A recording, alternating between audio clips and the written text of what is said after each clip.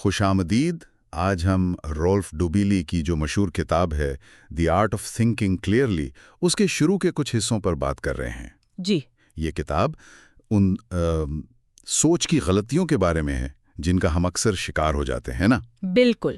یہ وہ آپ کہہ لیں ذہنی شارٹ کٹس ہیں یا تعصبات جو ہمیں اکثر منطقی اور عقلی سوچ سے بھٹکا دیتے ہیں. تو آج ہماری کوشش ہوگی کہ کتاب کے پہلے 10 ابواب میں جو کچھ بنیادی غلط فہمیاں بتائی گئی ہیں ان کو ذرا سمجھیں. ٹھیک ہے، تو چلیں شروع کرتے ہیں.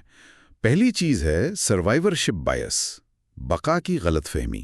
کتاب میں وہ قبرستان والی مثال ہے، وہ کیا ہے؟ دیکھیں، اس کا مطلب یہ ہے کہ ہم صرف کامیابی کو دیکھتے ہیں، ان لوگوں یا چیزوں کو جو سروائیو کر گئیں. اچھا. ہم کامیاب بینڈز دیکھتے ہیں، کامیاب کمپنیاں، کامیاب لکھاری، اور ہم یہ بھول جاتے ہیں کہ ان چند ایک کے پیچھے ہزاروں ناکام لوگ بھی تھے. ایک پورا ناکامیوں کا قبرستان ہے جسے ہم دیکھتے ہی نہیں. اوہ، جیسے وہ رک کی مثال جو بینڈ بناتا ہے. جی بالکل. وہ سوچتا ہے کہ کامیابی آسان ہے کیونکہ اسے ہر طرف کامیاب موسیقار نظر آ رہے ہیں. وہ ان گنت بینڈز کو نہیں دیکھتا جو شروع ہوئے اور ختم ہو گئے. تو اس کا مطلب یہ ہوا کہ ہم اپنی کامیابی کے امکانات کو کچھ زیادہ ہی سمجھ لیتے ہیں. بالکل. منظم طریقے سے زیادہ اندازہ لگا لیتے ہیں. حقیقت میں کامیابی کی شرح شاید بہت کم ہو. تو اسے بچنا کیسے ہے؟ بس یہ یاد رکھیں کہ ناکامیاں بھی ہوتی ہیں. ہاں، مطلب صرف چمک دمک نہ دیکھیں. جو لوگ ناکام ہوئے ان کی کہانیاں بھی جاننے کی کوشش کریں. وہ جو قبرستان ہے اس پر بھی نظر ڈالیں. صحیح.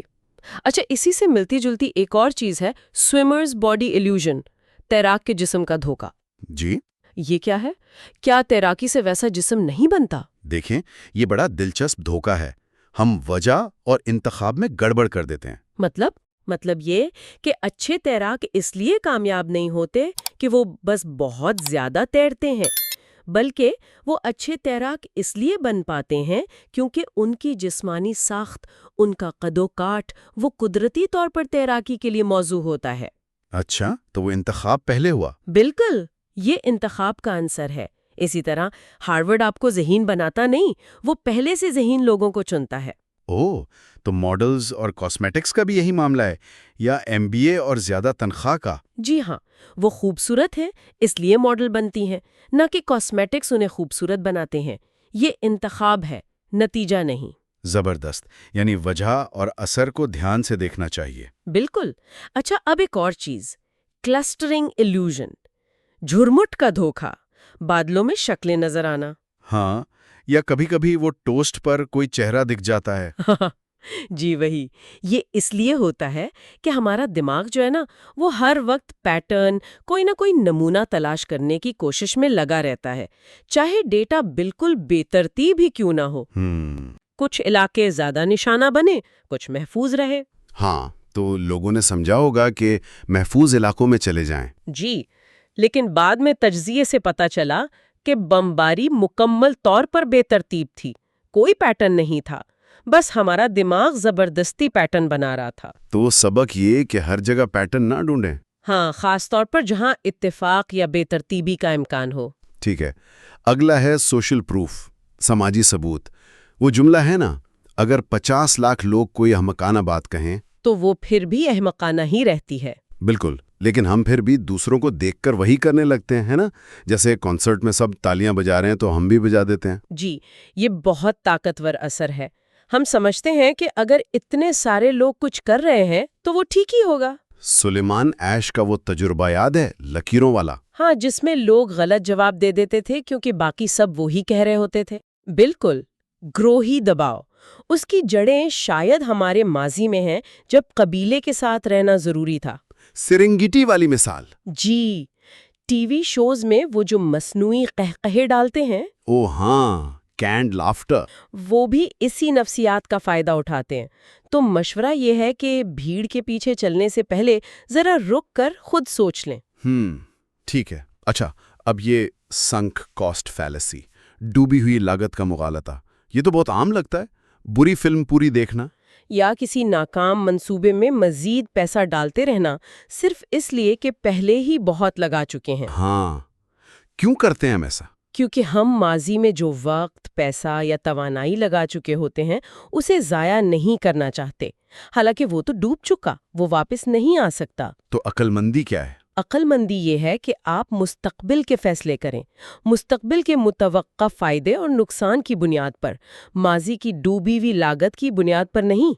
کانکورڈ جہاز کی مثال بہت مشہور ہے۔ اچھا، وہ نقصان میں جا رہا تھا پھر بھی چلاتے رہے؟ جی، کیونکہ اس پر بے تحاشا پیسہ لگ چکا تھا۔ تو اصول یہ بنا لیں کہ خود سے پوچھیں، اگر میں آج صفر سے شروع کر رہا ہوتا تو کیا میں یہ فیصلہ کرتا؟ زبردست نکتہ ہے۔ اچھا، اب ریسیپروسٹی، باہمی تعاون، مفت مشروب قبول نہ کرنے والی بات۔ جی دیکھیں، جب کوئی ہمیں کچھ مفت میں دیتا ہے، کوئی تحفہ، کوئی فیور، تو ہم پر ایک نفسیاتی بوجھ آ جاتا ہے۔ کیسا بوجھ؟ احسان مندی کا۔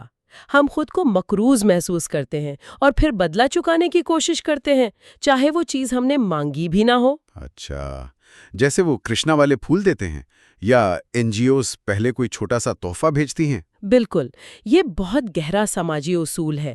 اس لیے جب کوئی بن مانگے کچھ دے رہا ہو تو ذرا ہوشیار رہیں۔ دلچسپ۔ اب آتے ہیں کنفرمیشن بائس پر، تصدیقی تعصب۔ اس کے دو حصے ہیں۔ یہ کیا ہے کہ ہم بس وہی سننا چاہتے ہیں جو ہم پہلے سے مانتے ہیں۔ یہ شاید سب سے زیادہ عام اور خطرناک تعصب ہے۔ ہم ایسی معلومات کو زیادہ اہمیت دیتے ہیں یا انہیں ہی تلاش کرتے ہیں جو ہمارے پہلے سے موجود نظریات، عقائد یا اندازوں کی تصدیق کریں۔ اور جو معلومات خلاف ہوں؟ انہیں ہم یا تو نظر انداز کر دیتے ہیں یا پھر انہیں کوئی خاص معاملہ یا استثناء کہہ کر رد کر دیتے ہیں۔ جیسے وہ مثال تھی کہ اگر کوئی سمجھتا ہے کہ ایک خاص ڈائٹ کام کرتی ہے تو وزن کم ہونے پر کہے گا دیکھا، اور وزن بڑھنے پر کوئی اور بہانہ بنا لے گا۔ بالکل۔ اور یہ تعصب خاص طور پر جو مبہم قسم کے عقائد ہوتے ہیں نا، جیسے لوگ اچھے ہیں یا لوگ برے ہیں، ان میں بہت مضبوط ہوتا ہے۔ ہم بس وہی مثالیں یاد رکھتے ہیں جو ہمارے نظریے کو سپورٹ کریں۔ تو اس کا حل کیا ہے؟ چارلز ڈارون والا طریقہ؟ جی، ڈارون جان بوجھ کر ایسے شواہد ڈھونڈتے تھے جو ان کے نظریے کے خلاف ہوں اور انہیں فوراً لکھ لیتے تھے تاکہ بھول نہ جائیں۔ تو کلیدی بات یہ ہے کہ فعال طور پر اپنے نظریات کو چیلنج کریں، متضاد شواہد تلاش کریں، اپنے پیارے خیالات کو قتل کرنے کے لیے تیار رہیں۔ یہ مشکل کام ہے۔ بہت مشکل۔ اچھا، اب اتھارٹی بائس، اتھارٹی کا تعصب۔ ہم ماہرین کی بات فوراً کیوں مان لیتے ہیں؟ ہاں، ڈاکٹر نے کہا، پروفیسر نے کہا تو بس ٹھیک ہی ہوگا۔ دیکھیں، ماہرین کی رائے اہم ہوتی ہے لیکن وہ ہمیشہ صحیح نہیں ہوتے۔ 2008 کا مالی بحران یاد ہے؟ کتنے ماہرین پیش گوئی نہیں کر پائے تھے۔ صحیح بات ہے۔ اور اتھارٹی اکثر اپنی حیثیت کو ظاہر کرنے کے لیے کچھ علامات استعمال کرتی ہے: سفید کوٹ، مہنگا سوٹ، عہدے کا ٹائٹل۔ تو ہمیں کیا کرنا چاہیے؟ اتھارٹی کو چیلنج کریں؟ چیلنج سے زیادہ سوال اٹھائیں، تنقیدی نظر سے دیکھیں، پوچھیں کہ کیا وہ واقعی اس موضوع کے ماہر ہیں، ان کا اپنا کوئی مفاد تو نہیں، ان کا ٹریک ریکارڈ کیسا رہا ہے۔ آنکھیں بند کر کے یقین نہ کریں۔ معقول بات ہے۔ اور آخری 10واں، کنٹراسٹ ایفیکٹ، تضاد کا اثر، وہ سپر ماڈل دوستوں والی بات۔ ہاں جی، اس کا مطلب یہ ہے کہ ہم چیزوں کی قدر کا اندازہ مطلق طور پر نہیں لگاتے بلکہ موازنہ کر کے لگاتے ہیں۔ اچھا، کیسے؟ جیسے کپڑے کی دکان میں پہلے آپ کو بہت مہنگا سوٹ دکھایا جائے، پھر نسبتاً سستا، تو وہ سستا والا آپ کو اصل سے بھی زیادہ سستا لگے گا۔ ہاں، یہ ہوتا ہے۔ یا ریئل اسٹیٹ ایجنٹ پہلے ایک دو خراب گھر دکھائے، پھر وہ والا جو وہ بیچنا چاہتا ہے تو وہ زیادہ اچھا لگتا ہے۔ صحیح۔ وہ پانی والی بالٹیوں کا تجربہ بھی ہے، اچھا۔ ایک میں ٹھنڈا، ایک میں گرم، ایک میں نارمل۔ تو جو ہاتھ گرم سے نارمل میں آتا ہے اسے وہ ٹھنڈا لگتا ہے، اور جو ٹھنڈے سے آتا ہے اسے گرم۔ تو اس کا مطلب ہے ہمارا فیصلہ ارد گرد کی چیزوں پر منحصر ہوتا ہے۔ بالکل، اور ہم آہستہ آہستہ ہونے والی تبدیلیوں کو بھی اسی لیے محسوس نہیں کر پاتے، جیسے مہنگائی یا جادوگر کا گھڑی چرانا، وہ آپ کی توجہ کہیں اور رکھتا ہے۔ تو سبق یہ ہے کہ موازنے کے چکر سے نکل کر چیز کو اس کی اپنی اصلیت میں دیکھنے کی کوشش کریں۔ جی، کوشش کریں۔ تو یہ تھی پہلی 10 سوچ کی غلطیاں جن کا کتاب میں ذکر ہے۔ واقعی یہ جاننا کافی آنکھیں کھول دینے والا ہے کہ ہمارا دماغ ہمیں کیسے کیسے دھوکے دے سکتا ہے، اور یہ تو صرف شروعات ہے۔ وہ یہ ہے کہ اچھا، اب ہم نے یہ جان لیا کہ یہ تعصبات ہوتے ہیں، کیا ہم واقعی ان سے بچ سکتے ہیں؟ کیا یہ ممکن ہے؟ یا کیا یہ ہماری انسانی فطرت کا ایسا حصہ ہے کہ ہمیں بس ان کے ساتھ ہی رہنا سیکھنا ہوگا، ان کے اثر کو کم کرنے کی کوشش کرنی ہوگی؟ یہ ایک سوال ہے جس پر غور کیا جا سکتا ہے۔ آج ہم رالف ٹوبیلی کی کتاب واضح طور پر سوچنے کا فن کے اگلے حصوں یعنی ابواب 11 سے 30 ان پر بات کر رہے ہیں۔ مقصد یہ ہے کہ سمجھا جائے کہ یہ جو سوچ کی خامیاں ہیں یا تعصبات جنہیں کہتے ہیں وہ کیسے ہمارے فیصلوں پر اثر ڈالتی ہیں، اکثر ہمیں پتہ بھی نہیں چلتا۔ جی بالکل، اور یہ سمجھنا ضروری ہے کہ یہ کوئی اکا دکا غلطیاں نہیں ہیں، یہ ہماری سوچ کے مستقل پیٹرنز ہیں جو ہمیں گمراہ کر سکتے ہیں، خاص طور پر تب جب ہم سمجھ رہے ہوتے ہیں کہ ہم تو بڑے منطقی انداز میں سوچ رہے ہیں۔ تو باب 11 میں یہ دستیابی تعصب اویلیبلٹی بائس جسے کہتے ہیں، یہ بڑا دلچسپ ہے۔ ہم کیوں وہ معلومات زیادہ استعمال کرتے ہیں جو آسانی سے یاد آ جائے؟ اس کی وجہ یہ ہے کہ ہمارا دماغ آسانی کو ترجیح دیتا ہے۔ جیسے وہ مثال ہے کہ کے سے شروع ہونے والے انگریزی الفاظ وہ فوراً ذہن میں آتے ہیں تو ہمیں لگتا ہے یہ زیادہ ہوں گے، حالانکہ اصل میں وہ الفاظ زیادہ ہیں جن میں کے تیسرا حرف ہے۔ اچھا، تو یاد کرنے کی آسانی جو ہے وہ حقیقت کا پیمانہ نہیں بن جاتی ہمیشہ۔ تو اس کا مطلب ہے کہ کوئی ایک واقعہ جیسے کسی دوست کا کوئی برا تجربہ ہوا شہر میں تو ہم پورے شہر کو ویسا ہی سمجھ لیں گے، یا جیسے کوئی کہے ارے میرے دادا تو اتنی لمبی عمر تک سگریٹ پیتے رہے تو خطرہ اتنا نہیں ہوگا، یہ تو بہت ہوتا ہے۔ بالکل بالکل یہی ہوتا ہے۔ اس کا ایک طریقہ یہ ہے کہ آپ جان بوجھ کر وہ معلومات یا کہانیاں ڈھونڈیں جو آپ کی پہلی سوچ سے مختلف ہوں۔ صرف اپنی یادداشت یا اپنے قریبی لوگوں کے تجربات پر بھروسہ کرنا وہ کیا کہتے ہیں گمراہ کن ہو سکتا ہے۔ صحیح۔ اچھا، تو یہ تو ہوئی آسانی سے یاد آنے والی بات، لیکن ماضی کو دیکھنے کا انداز وہ بھی بڑا ٹرکی ہے، جو ہمیں باب 14 کی طرف لاتا ہے، پس اندیشی تعصب، ہائنڈسائٹ بائس۔ یہ میں نے کہا کھا نا والا جو احساس ہے۔ ہاں، تاریخ بھری پڑی ہے اس سے۔ آپ دیکھیں جیسے 2008 کا مالی بحران تھا، آج لگتا ہے کہ اس کی وجوہات کتنی واضح تھیں، لیکن بحران سے پہلے بہت ہی کم لوگ تھے جو اسے آتا دیکھ رہے تھے۔ تو جب ہم ماضی میں مڑ کر دیکھتے ہیں تو ہم بھول جاتے ہیں کہ اس وقت کتنی غیر یقینی صورتحال تھی، سب کچھ بڑا انیویٹیبل لگتا ہے۔ یہ تو خطرناک بھی ہو سکتا ہے، مطلب اگر ہمیں لگے کہ ماضی میں تو ہم بالکل صحیح سمجھے تھے تو پھر ہم مستقبل کے بارے میں بھی زیادہ ہی اعتماد ہو جائیں گے۔ کیا یہ ہمیں اپنی غلطیوں سے سیکھنے سے بھی روکتا ہے؟ بالکل، یہ ایک اہم نقطہ ہے، کیونکہ ماضی اتنا صاف نظر آتا ہے تو ہم یہ نہیں دیکھ پاتے کہ اس وقت فیصلہ کرنا کتنا مشکل تھا، اور پھر اس سے سبق سیکھنا بھی مشکل ہو جاتا ہے۔ اس کے بارے میں جاننے کے باوجود بھی اس پر قابو پانا آسان نہیں ہوتا۔ اچھا، اب ذرا ایک بالکل مختلف چیز دیکھتے ہیں، باب 21 انتخاب کا تضاد، پیراڈاکس آف چوائس۔ کیا واقعی زیادہ انتخاب ہمیشہ بہتر ہے؟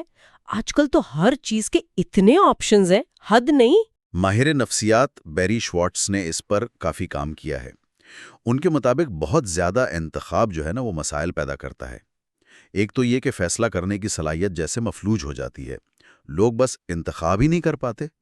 دوسرا یہ کہ اس سے فیصلے اکثر ناقص ہوتے ہیں، اتنے آپشنز میں الجھ کر لوگ بس اوپر کی چیزیں دیکھتے ہیں۔ اور تیسرا شاید سب سے اہم، یہ عدم اطمینان پیدا کرتا ہے۔ ہمیشہ یہ کھٹکا لگا رہتا ہے کہ شاید دوسرا آپشن بہتر تھا۔ یہ تو آج کل کی زندگی کا بڑا مسئلہ لگتا ہے، فون لینا ہو، کریئر چننا ہو، ہر چیز میں اتنے آپشنز کی پریشانی ہو جاتی ہے۔ اس کا ایک حل یہ ہے کہ کامل کی تلاش چھوڑ دیں، کافی اچھا یعنی گڈ انف کا معیار اپنائیں۔ پہلے سے طے کر لیں کہ آپ کو بنیادی طور پر کیا چاہیے، اور جیسی وہ مل جائے بس تلاش روک دیں۔ کم میں زیادہ والی بات شاید یہاں بھی کام آتی ہے۔ جی، کسی حد تک۔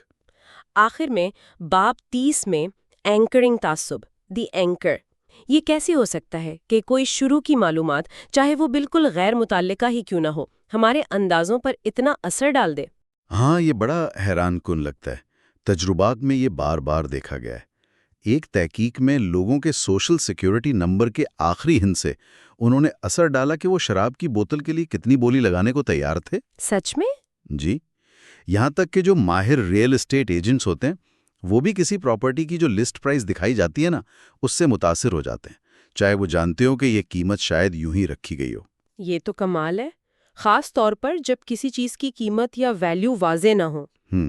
تو کیا ہم بس اس پہلے نمبر، اس اینکر سے چپک جاتے ہیں؟ عمومی طور پہ یہی ہوتا ہے۔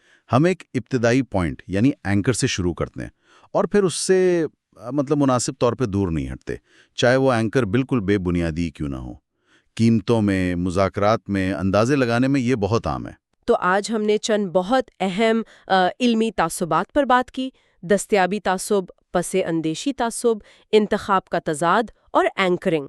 یہ ہماری سوچ کے وہ چھپے ہوئے پہلو ہیں جو روزمرہ کے فیصلوں پر اثر ڈالتے ہیں۔ بالکل، اور ان پیٹرنز کو پہچاننا ہی میرے خیال میں واضح سوچ کی طرف پہلا قدم ہے۔ یہ ہمیں اپنے فیصلوں پر زیادہ غور کرنے، اپنی جو فوری سوچ ہوتی ہے اس پر سوال اٹھانے کی ترغیب دیتا ہے۔ جاتے جاتے ایک سوال چھوڑے جا رہی ہوں سوچنے کے لیے: دنیا کے بارے میں جو کچھ ہم جانتے ہیں اس کا کتنا حصہ صرف اس کہانی پر مبنی ہے جو سب سے آسانی سے دستیاب ہے، بجائے اس کے جو سب سے درست ہو؟ اور یہ بھی کہ اگر ماضی کے واقعات آج اتنے ناگزیر لگتے ہیں تو آج کی کون سی ایسی ناگزیر حقیقتیں ہیں جو مستقبل میں شاید بالکل مختلف نظر آئیں؟ اچھا، تو آج ہم رالف ڈوبلی کی کتاب صاف سوچنے کا فن میں سے کچھ سوچ کی غلطیوں یا کوگنیٹو ایررز پر ذرا تفصیل سے بات کر رہے ہیں، خاص طور پر جو ابواب 30 سے 50 کے درمیان بیان ہوئی ہیں۔ مقصد یہ سمجھنا ہے کہ بھئی صاف واضح سوچنا آخر اتنا مشکل کیوں ہو جاتا ہے کبھی کبھی؟ جی بالکل، اور یہ سمجھنا اہم بھی ہے کیونکہ دیکھیں ہمارا دماغ اکثر ہمیں، آپ کہہ لیں، دھوکہ دے دیتا ہے، ہمیں ایسے راستوں پر ڈال دیتا ہے جو شاید پوری طرح منطقی نہ ہو۔ تو آج ہم کچھ مثالیں دیکھیں گے کہ یہ کیسے ہوتا ہے۔ ہاں، ایک چیز جو میں نے خود بھی محسوس کی ہے اور کتاب میں بھی ذکر ہے، وہ یہ کہ کوئی چیز کھونے کا جو دکھ ہے نا، وہ اتنی ہی قیمت کی چیز پانے کی خوشی سے کہیں زیادہ ہوتا ہے۔ مطلب 100 روپے گم ہو جائیں تو زیادہ افسوس ہوگا بنسبت اس کے کہ 100 روپے مل جائیں۔ ایسا کیوں ہے بھلا؟ اسے نقصان سے گریز یا لاس ایورژن کہتے ہیں۔ یہ بڑا دلچسپ نفسیاتی پہلو ہے۔ ہوتا یہ ہے کہ جذباتی طور پر نقصان کا جو وزن ہے وہ فائدے کے مقابلے میں تقریباً آپ سمجھیں 2 گنا زیادہ محسوس ہوتا ہے۔ 2 گنا؟ اچھا۔ بھی ہو، بس نقصان کا معمولی سا امکان بھی ہمیں روک دیتا ہے۔ یہ ہمارے مالی فیصلوں پر، ذاتی زندگی کے فیصلوں پر بہت اثر ڈالتا ہے۔ صحیح، یہ تو ہوئی انفرادی سطح کی، لیکن جب ہم گروپ میں ہوتے ہیں، ٹیم میں کام کر رہے ہوتے ہیں، تب کیا ہوتا ہے؟ میں نے کہیں پڑھا تھا کہ گروپ میں لوگ ذرا کم محنت کرتے ہیں۔ ہاں، آپ سوشل لوفنگ یا سوشل لوفنگ کی بات کر رہی ہیں۔ یہ بھی ایک بڑا اہم نقطہ ہے۔ رنگل مین کا وہ مشہور تجربہ ہے نا، رسی کھینچنے والا۔ جی سنا ہے۔ وہ یہی دکھاتا ہے، جب لوگوں کو لگتا ہے نا کہ ان کی انفرادی کارکردگی کو الگ سے کوئی نہیں دیکھ رہا یا اس کا حساب نہیں ہو رہا، تو وہ مجموعی کوشش میں اپنا پورا حصہ نہیں ڈالتے۔ یعنی ذمہ داری بڑھ جاتی ہے۔ بالکل، ذمہ داری پھیل جاتی ہے، ڈیفیوژن آف رسپانسبلٹی جسے کہتے ہیں۔ ہر فرد خود کو کم ذمہ دار سمجھتا ہے۔ اور ایک اور دلچسپ بات، یہی چیز بعض اوقات گروہوں کو زیادہ رسکی فیصلے لینے پر بھی اکسا سکتی ہے، کیونکہ ناکامی ہوئی بھی تو وہ کسی ایک کے سر نہیں آئے گی۔ اچھا، اور ایک اور چیز جو اکثر دیکھنے میں آتی ہے، ہم کسی واقعے کی وجہ نہ فوراً کسی شخص کو بنا دیتے ہیں، حالات کو اتنا نہیں دیکھتے۔ جیسے کمپنی کامیاب ہوئی تو سارا کریڈٹ سی ای او کو دے دیا، یا جنگ جیتے تو بس جرنیل کا کمال ہے۔ اخبار والے بھی تو یہی کرتے ہیں، ہر خبر کو ایک چہرہ چاہیے۔ جی، یہ بنیادی انتساب کی غلطی یا فنڈامنٹل ایٹریبیوشن ایرر کہلاتی ہے۔ بہت عام ہے یہ۔ ہم افراد کے ارادے، ان کی شخصیت، ان کے کردار کو بہت زیادہ اہمیت دیتے ہیں، اور جو حالات ہیں، قسمت ہے یا دوسرے بیرونی عوامل ہیں، ان کو کم وزن دیتے ہیں۔ فرد کو بنانے کی طرف مائل ہیں۔ صحیح کہا۔ اچھا، ایک اور بات کو پیش کرنے کا انداز، وہ بھی تو بہت معنی رکھتا ہے نا؟ بالکل۔ جیسے وہ مثال ہے کہ ایک وبا پھیلی ہے اور کہا جائے کہ ایک منصوبے سے 200 زندگیاں بچیں گی، تو وہ زیادہ اچھا لگتا ہے بنسبت یہ کہنے کے کہ 400 لوگ مر جائیں گے، حالانکہ نتیجہ تو ایک ہی ہے۔ یہ الفاظ کا کھیل کیسے ہماری سوچ بدل دیتا ہے۔ اسے فریمنگ کہتے ہیں، یعنی معلومات کو کس فریم میں پیش کیا جا رہا ہے۔ یہ ہمارے رد عمل پر، ہمارے فیصلوں پر گہرا اثر ڈالتا ہے۔ یہ صرف الفاظ نہیں ہے، یہ ہماری نفسیات سے کھیلتے ہیں۔ اب دیکھیں، مارکیٹنگ میں، سیاست میں، میڈیا میں، ہر جگہ اس کا استعمال ہوتا ہے۔ یہ ظاہر کرتا ہے کہ ہم ہمیشہ معلومات کا تجزیہ وہ خالصتاً منطقی بنیادوں پر نہیں کرتے۔ پیشکش کا انداز بہت زیادہ متاثر کرتا ہے۔ اور آخر میں وہ ایسوپ کی کہانی والی لومڑی، انگور کھٹے ہیں، جب کوئی چیز نہ ملے تو ہم اپنی سوچ ہی بدل لیتے ہیں کہ وہ چیز تھی ہی خراب۔ یہ کیا ہے؟ ہاں جی، یہ ادراکی اختلاف یا کوگنیٹو ڈسوننس کی بہترین مثال ہے۔ ہوتا یہ ہے کہ جب ہمارے خیالات، ہمارے عقائد اور ہمارے اعمال میں تضاد پیدا ہو جائے نا، یعنی ہم سوچتے کچھ ہیں، کرتے کچھ اور ہیں۔ ہاں، یا ہم کچھ چاہتے ہیں وہ ملتا نہیں، یا ہم کوئی ایسا کام کرتے ہیں جو ہمارے اصولوں سے میل نہیں کھاتا، تو ایک ذہنی بے چینی، ایک تناؤ پیدا ہوتا ہے۔ اس بے چینی کو کم کرنے کے لیے ہم اکثر اپنے خیالات یا عقائد کو ہی بدل لیتے ہیں تاکہ وہ ہمارے عمل یا حالات سے مطابقت پیدا کر لیں۔ اچھا، جیسے وہ اسٹینفورڈ کا تجربہ تھا، جن طالب علموں کو ایک بہت بورنگ کام کو دلچسپ کہنے کے لیے صرف $1 ملا، انہوں نے بعد میں خود کو واقعی یہ یقین دلا دیا کہ کام دلچسپ تھا، تاکہ ان کا جھوٹ بولنا اور یہ خیال کہ کام بورنگ تھا اس کا تضاد ختم ہو جائے۔ کمال ہے۔ تو یہ چند مثالیں تھیں کہ کیسے ہماری سوچ وہ منظم طریقے سے ہمیں گمراہ کر سکتی ہے۔ ان تعصبات کو، ان ذہنی غلط فہمیوں کو پہچاننا میرا خیال ہے زیادہ واضح اور بہتر سوچ کی طرف پہلا قدم ہے۔ بالکل۔ اور یہاں میرے ذہن میں ایک آخری سوال اٹھتا ہے۔ ان تمام فطری تعصبات اور ذہنی جھکاؤں کو دیکھتے ہوئے جو فیصلے ہم سمجھتے ہیں کہ ہم نے بڑے منطقی طور پر کیے ہیں، ان میں سے کتنے واقعی منطقی ہوتے ہیں اور کتنے بس بعد میں گھڑی گئی توجیحات ہیں یا ان پوشیدہ اثرات کا نتیجہ ہیں جن کا ہمیں شاید احساس تک نہیں ہوتا۔ آج ہم رالف ڈوبیلے کی ایک بہت مشہور کتاب the art of thinking clearly, اس کے کچھ خاص نکات پر بات کریں۔ جی، یہ کتاب اصل میں ان عام ذہنی غلطیوں یا تعصبات کو سمجھنے میں مدد دیتی ہے جو اکثر ہمارے فیصلوں پر، ہماری سوچ پر اثر انداز ہوتے ہیں۔ جی ہاں، بالکل۔ ڈوبیلی انہیں علمی مغالطے کہتے ہیں، یا جسے انگریزی میں کوگنیٹو ایررز کہا جاتا ہے۔ اچھا، یہ نہ کوئی ایسی ویسی غلطیاں نہیں ہیں جو کبھی کبھار ہو جائیں۔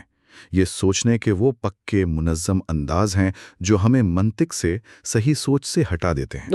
اور دلچسپ بات یہ ہے کہ یہ کوئی نئی چیز نہیں، یہ صدیوں سے ہماری انسانی فطرت کا حصہ ہے۔ اچھا، تو آج کی اس گفتگو کا مقصد یہی ہے کہ ان میں سے چند عام غلط فہمیوں کی تھوڑی گہرائی میں جائیں، سمجھیں کہ یہ کام کیسے کرتی ہیں۔ جی بالکل۔ اور شاید اپنی روزمرہ کی سوچ اور فیصلوں کو تھوڑا بہتر بنا پائیں۔ ہاں، کوشش تو یہی ہے۔ چلیں، تو سب سے پہلے بات کرتے ہیں سروائیورشپ بائس کی۔ یہ کیا چیز ہے؟ سروائیورشپ بائس، یوں سمجھیں کہ یہ وہ خیال ہے کہ ہم کامیابی کو زیادہ دیکھتے ہیں، اس پر زیادہ توجہ دیتے ہیں۔ کیوں؟ کیونکہ وہ نظر آتی ہے۔ جو لوگ کامیاب ہوتے ہیں، چاہے وہ بزنس میں ہوں، آرٹسٹ ہوں، کھلاڑی ہوں، ہاں، ان کی کہانیاں سنائی جاتی ہیں، وہ سامنے ہوتے ہیں۔ لیکن ان ہزاروں لاکھوں لوگوں کا کیا جو اسی فیلڈ میں کوشش کرتے ہیں اور ناکام ہو جاتے ہیں؟ ان کا کوئی ذکر نہیں ہوتا۔ بالکل، ان کی کہانیاں تو بس گمنامی میں کھو جاتی ہیں۔ میڈیا کو بھی چمکتی ہوئی کامیابی میں دلچسپی ہے، ناکامیوں کے یوں کہیں کہ قبرستان میں نہیں۔ اور اس کا نتیجہ تو پھر خطرناک بھی ہو سکتا ہے نا؟ جی بالکل۔ ہم یہ سمجھنے لگتے ہیں کہ شاید کامیابی بہت آسان ہے یا اس کے امکانات اصل سے کہیں زیادہ ہیں۔ یہی اس مغالطے کا اصل مسئلہ ہے۔ ہم منظم طریقے سے، سسٹمیٹکلی اپنی کامیابی کے چانسز کو اوور ایسٹیمیٹ کرتے ہیں۔ اچھا، ڈوبیلی ایک مشورہ دیتے ہیں اس بارے میں، بڑا دلچسپ ہے۔ کیا؟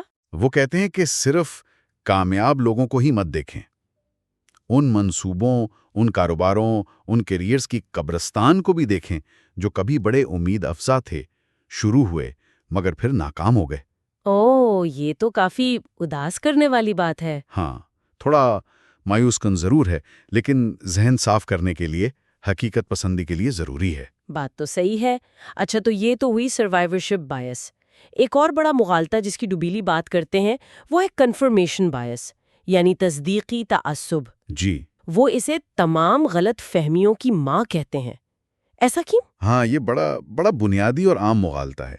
اسے ماں شاید اس لیے کہا گیا کہ یہ بہت سی دوسری غلطیوں کی جڑ میں بھی ہوتا ہے۔ اچھا، یہ دراصل ہمارا وہ رجحان ہے، وہ جھکاؤ ہے کہ ہم نئی معلومات کو اس طرح دیکھتے ہیں یا یاد رکھتے ہیں یا اس کی تشریح ایسے کرتے ہیں کہ وہ ہمارے پہلے سے موجود خیالات سے ملتی ہو؟ بالکل، جو ہمارے نظریات ہیں، ہمارے عقائد ہیں، ہمارے یقین ہیں، بس ان کی تصدیق ہو جائے۔ اور جو معلومات ان کے خلاف ہوں؟ انہیں ہم یا تو نظر انداز کر دیتے ہیں، یا ان کی اہمیت کم کر دیتے ہیں، یا انہیں توڑ مروڑ کر اپنے مطلب کا بنا لیتے ہیں۔ ہمارا دماغ نا مستقل مزاجی کنسسٹنسی پسند کرتا ہے۔ اس کی کوئی عام سی مثال دے؟ بہت اہم ہے۔ جیسے آپ نے کسی سیاسی جماعت کا ذکر کیا، ہاں، اگر کوئی سمجھتا ہے کہ فلاں جماعتی ٹھیک ہے تو وہ صرف وہی خبریں سنے گا، پڑھے گا یا ان پر یقین کرے گا جو اس کی بات کو سپورٹ کریں، باقی سب اسے پروپیگنڈا لگے گا۔ ٹھیک۔ یا وہ شخص جو کسی خاص ڈائٹ کو مانتا ہے، وزن کم ہو جائے تو کہے گا دیکھا ڈائٹ کام کر گئی، وزن بڑھ جائے تو اسے کہے گا ارے تو بس معمول کا اتار چڑھاؤ ہے، یا شاید کل زیادہ کھا لیا تھا۔ مطلب ڈائٹ پر شک نہیں کرے گا۔ ڈوبیلی نے چارلز ڈارون کی مثال دی ہے کہ وہ اس خطرے کو سمجھتے تھے۔ اچھا، وہ جان بوجھ کر ایسے ثبوت، ایسی آبزرویشنز ڈھونڈتے تھے جو ان کے نظریہ ارتقاء کے خلاف جاتی ہوں، اور انہیں فوراً لکھ لیتے تھے تاکہ بھول نہ جائیں یا انہیں نظر انداز نہ کر دیں۔ واہ، یعنی اس تعصب سے لڑنے کے لیے باقاعدہ کوشش کرنی پڑتی ہے۔ جی ہاں، شعوری کوشش۔ یہ خود بخود ٹھیک نہیں ہوتا۔ تو پہلے ہم نے دیکھا کہ کامیابی کو زیادہ سمجھا جاتا ہے، پھر یہ کہ ہم اپنے خیالات کی تصدیق چاہتے ہیں۔ اب ایک تیسرا مغالطہ، سنک کاسٹ فیلسی، ڈوبی ہوئی لاگت کا مغالطہ۔ جی، یہ مجھے خاص طور پر دلچسپ لگتا ہے کیونکہ یہ ہماری ضد یا شاید انا سے جڑے لگتا ہے۔ آپ نے بالکل ٹھیک پکڑا۔ یہ وہ صورتحال ہے جب ہم کسی چیز میں، کسی منصوبے میں، کسی رشتے میں بہت زیادہ وقت، پیسہ، توانائی یا محبت لگا چکے ہوتے ہیں، ہاں، تو ہم اسے چھوڑنا نہیں چاہتے۔ ہم اسے جاری رکھنے پر مائل ہوتے ہیں، چاہے سارے اشارے بتا رہے ہوں کہ یہ فیصلہ غلط تھا یا اب اس کا کوئی فائدہ نہیں رہا۔ کیوں؟ بس اس لیے کہ اتنا کچھ لگایا ہے۔ بالکل، ہم ماضی کی اس سرمایہ کاری کو جو اب ڈوب چکی ہے، جو واپس نہیں آ سکتی، اسے ضائع نہیں کرنا چاہتے۔ جیسے وہ بری فلم جو آدھی دیکھ لی اور بور ہو رہے ہیں لیکن ٹکٹ کے پیسے لگ گئے تو پوری دیکھنی ہے۔ ہاں، یہ ایک چھوٹی مثال ہے۔ یا کوئی بڑا کاروباری منصوبہ جس میں لاکھوں لگ چکے ہوں اور وہ نقصان دے رہا ہو، لیکن اسے بند کرنے کی ہمت نہ ہو رہی ہو کہ اتنا پیسہ لگا دیا، اب کیسے چھوڑ دیں؟ یہ تو ایسا لگتا ہے جیسے ہم اپنے ماضی کے فیصلے کو صحیح ثابت کرنے کی کوشش کر رہے ہوتے ہیں، حالانکہ وہ غلط تھا۔ جی ایسا ہی ہے۔ عقلی طور پر تو یہ ہونا چاہیے کہ فیصلہ کرتے وقت ماضی کی ڈوبی ہوئی لاگت، سنک کاسٹس کو بالکل بھول جائیں۔ یعنی جو گیا سو گیا۔ ہاں، صرف یہ دیکھیں کہ مستقبل میں کیا خرچ آئے گا اور کیا فائدہ ہوگا۔ لیکن انسان صرف عقلی تو نہیں ہے نا، جذباتی بھی ہے۔ صحیح۔ ڈوبلے نے کانکرڈ سپر سونک طیارے کی مثال دی ہے۔ اچھا، وہ تیز رفتار جہاز؟ جی، برطانوی اور فرانسیسی حکومتیں اس پر اربوں ڈالر لگاتی رہیں، حالانکہ یہ بہت پہلے واضح ہو گیا تھا کہ یہ کبھی منافع بخش نہیں ہو سکتا۔ تو پھر کیوں لگاتے رہے؟ بس وہی سنک کاسٹ فیلیسی۔ اتنا پیسہ لگ چکا تھا، قومی وقار کا مسئلہ بن گیا تھا، تو اسے چھوڑ نہیں پائے، نقصان پر نقصان اٹھاتے رہے۔ اوفو، تو خلاصہ یہ ہوا کہ یہ تینوں مغالطے، سروائیورشپ بائس، کنفرمیشن بائس اور سنک کاسٹ فیلیسی، یہ ہماری سوچ کے قدرتی انداز ہیں۔ ہاں، قدرتی ہیں، انسانی فطرت کا حصہ ہیں۔ لیکن یہ ہمیں غلط فیصلوں کی طرف لے جا سکتے ہیں، تو انہیں پہچاننا ہی پہلا قدم ہے۔